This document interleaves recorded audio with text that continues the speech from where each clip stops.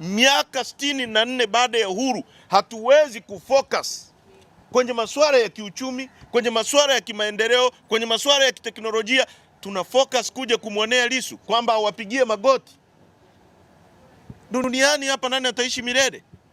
Sisi hatutapigia mtu magoti kwa uongo. Hilo hatutafanya. Hilo wajue kabisa kwamba watatukata vichwa, tutaenda huko chini kaburini tukiwa proud kwamba tulisimama, hatukupigia mtu magoti.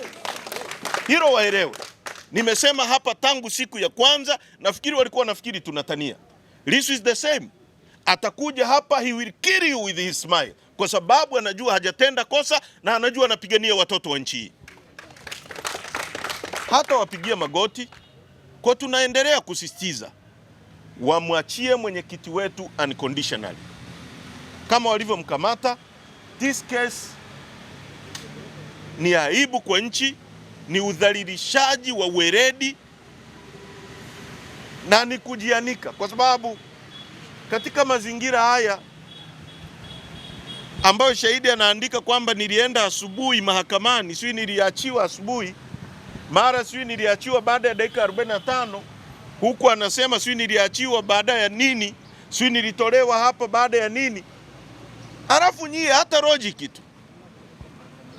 logic tu kwamba huo mjadala wa Lissu kuhusu no reforms no election, huyu anasema kwamba eneo analofanyia kazi kuna mama ntilie, kuna bodaboda, si kuna maduka, lakini wanaojadili ni bajaji tu. Yaani hakuna hata mama ntilie mmoja aliyevutiwa na huo mjadala hata asikilize au awepo. Yaani ni bajaji tu. Logic inakwambiaje?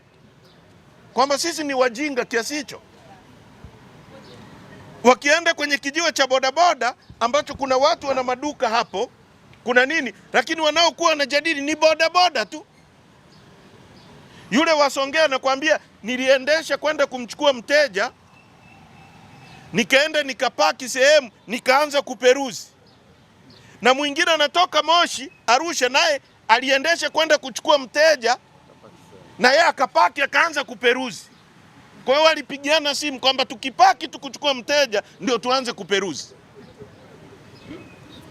Sio kama mnanielewa. Mwingine anasema simu yangu imepotea. Mwingine anasema iliibiwa.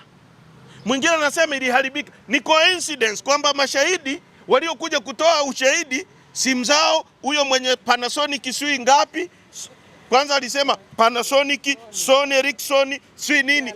Hiyo simu moja ndio hiyo Galaxy, ndio hiyo Panasonic, ndio hiyo Sony.